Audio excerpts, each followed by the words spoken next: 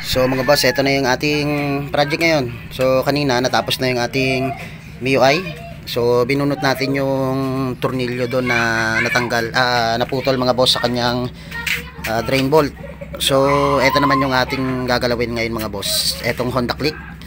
So Honda Click 125. At yung problema na ito mga boss ay dito sa kanyang steering. Dito sa kanyang tipos mga boss. Sa kanyang knuckle bearing mga boss. So yan. So nararamdaman niya, o kahit ako mga boss nung ginamit ko to ay talagang yumuyog-yug. So gumagano siya. So ibig sabihin yan steering dito mga boss, steering bearing mga boss, o yung kanyang bull race, yung kanyang problema. So yan. At yan na nga, nabaklas na natin yung mga play rings. So yan, pinaklas na rin natin yung dito, pinakadibdib, para magamit lang natin ng maayos yung ating tools. Maikot natin ng maayos, hindi tayo gagamit ng pukpok mga boss. So linisin din natin ito mamaya, itong mga dumi-dumi na to, kasi pwedeng masira yung connection na itong mga sakit na to. So yan, pumapasok dito hanggang loob. So simulan natin ito mga boss. So dito mga boss, gagamit tayo ng impact. Tapos etong ating socket ay 17mm. So shock yan dito. Tapos kukontrahin lang natin sa likod mga boss.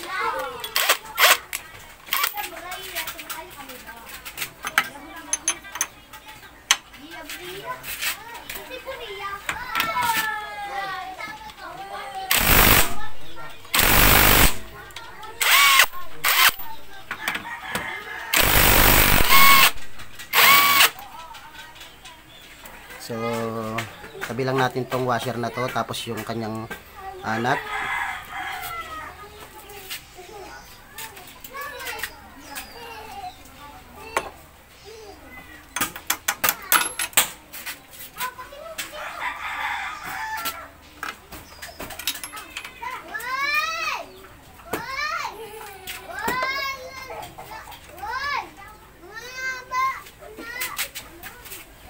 So ito yan mga boss. So okay, at sabi lang natin to, pagsamasamahin na natin mga boss, para pag binalik natin ay hindi na siya nakakalat. So yan. So kailangan natin ito tanggalin mga boss. Gagamit tayo ng gis. So yan, para may angat natin o mahugot natin to, para matanggal natin yung head, kasi yan yung pumipigil mga boss para matanggal natin yung head So okay.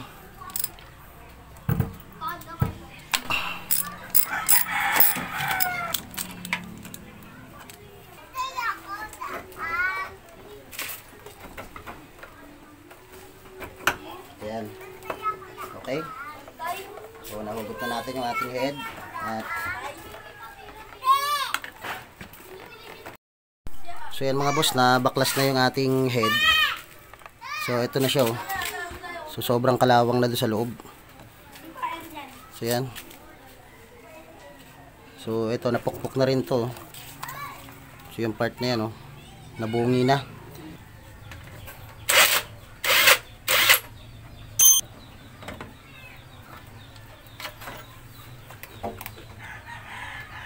So pagsamahan na natin to boss, mga boss. Yan, para hindi na siya humiwalay. So at natin tanggalin na itong gulong. So itabi rin natin itong mga washer mga boss, o spacer. So yan. So gagamit tayo ng gis. So gis pa rin yan. Okay. So mas maganda talaga kung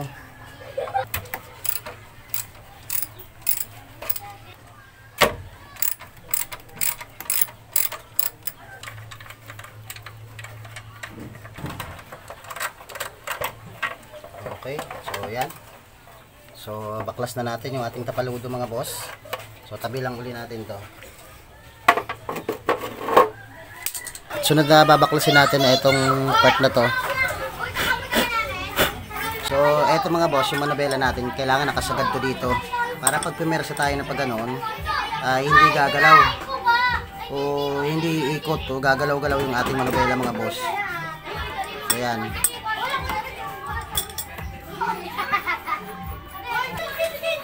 So ayan, tabi na rin natin ito mga boss.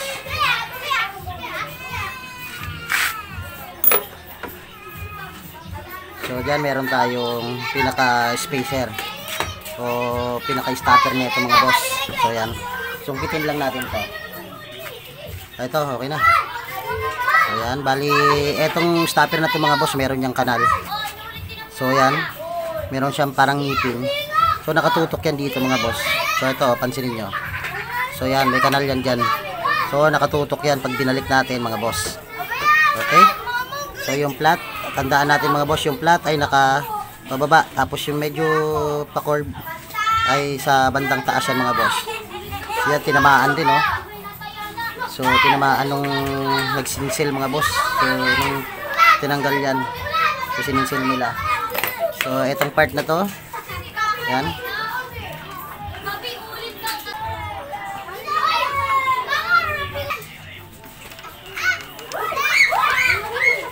So yan. Yan yung pinakalak niya mga boss. Okay, ito yung bandang taas. So yan.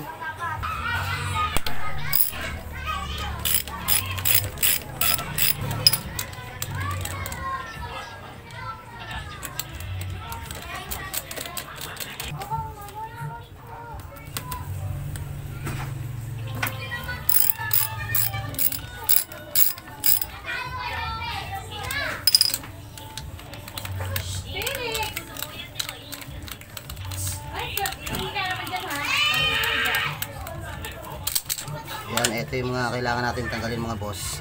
So tabi lang natin lahat yan. Ito yung ating brake pad. So tabi rin natin to. Saka natin hugutin tong part na to mga boss.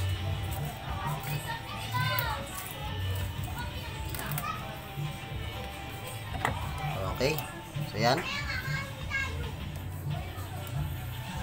So pag okay na yan, ibagsak na natin yung mga boss, ay pwede na natin siyang hugutin. So yan. So ito na yung ating tipos. So medyo kinalawang talaga siya dito sa part na to, pati ito.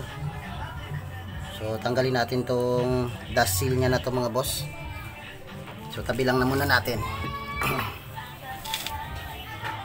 So check natin mga boss yung ilalim. So yan yung kanyang ilalim mga boss. Okay. So grabe ng kalawang ng ano, ng mga bearing. Okay. So tanggalin muna natin itong mga bulitas ito. Okay na. So yan. So dito sa taas, check natin yung taas mga boss. So yan yung taas oh. So puro kalawang na rin. So yan. At gagawin natin dyan mga boss, pupukpukin natin siya para mailabas natin yung mga housing ng ating bulitas. So pukpukin lang natin mga boss pataas para lumabas yung pinaka housing niya.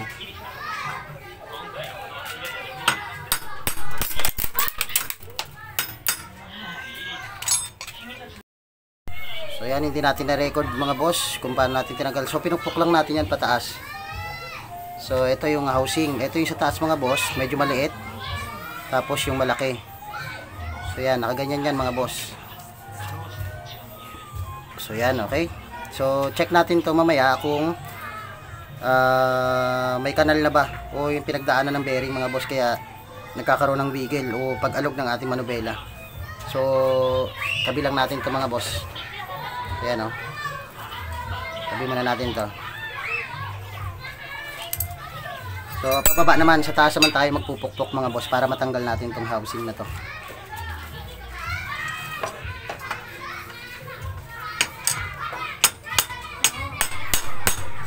Sa taas ka magpukpok. Nabaklas na natin yung oil seal dito sa part na to. So yan yon. Tabi lang natin yan mga boss. So sinungkit lang natin yan. Ang gagawin naman natin mga boss ay babaklasin naman natin to part na to. So So yan, sisilsilin lang natin yan mga boss. Unti-unti. Yan sa lumabas siya.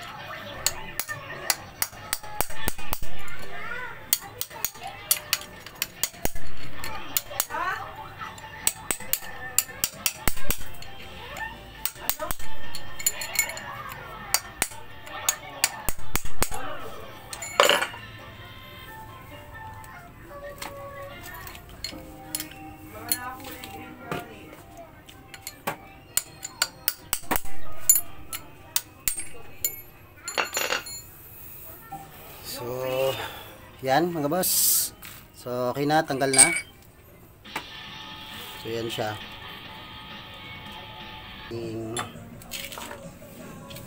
Ayan, lagyan lang natin yung tsinelas dito mga boss. So, ilalagay na natin yung para dito. So, ito yung ating bull race mga boss. So, santal. Okay. So, natin to itong part na to mga boss. So yan, nakaganyan siya.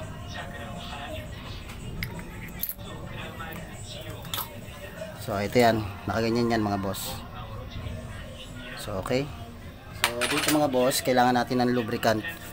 So lagyan natin ng oil to mga boss para dumulas yung ating housing,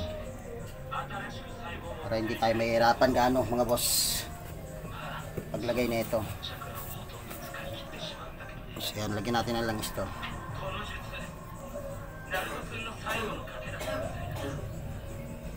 Okay.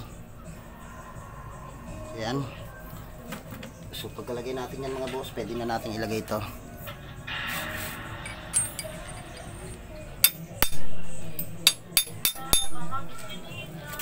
Mahirap na ito.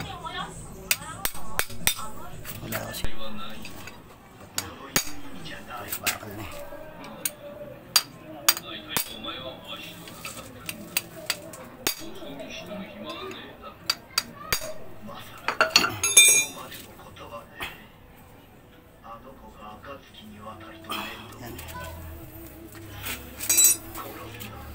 So yan mga boss, kailangan nakalapat yan.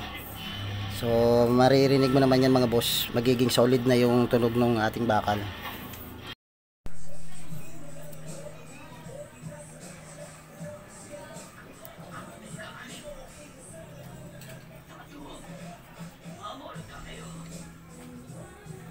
So yan. So ito rin mga boss, para maging swabe yung pagpasok niyan.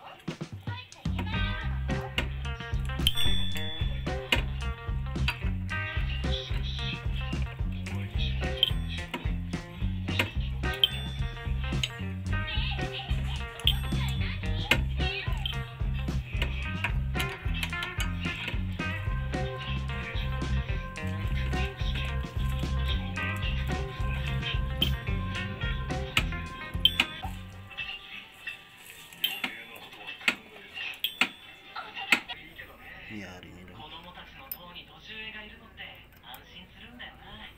ミリアムたちもまだお呼ばれされなくても大丈夫って思えるし。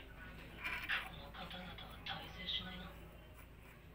他は年長者順に言うと星付きで救護班のサンナとギルバート。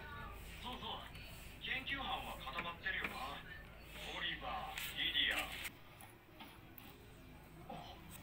勉強熱心ね。パトリックくないわね。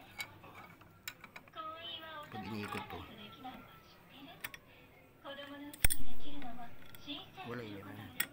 Hindi na makikita.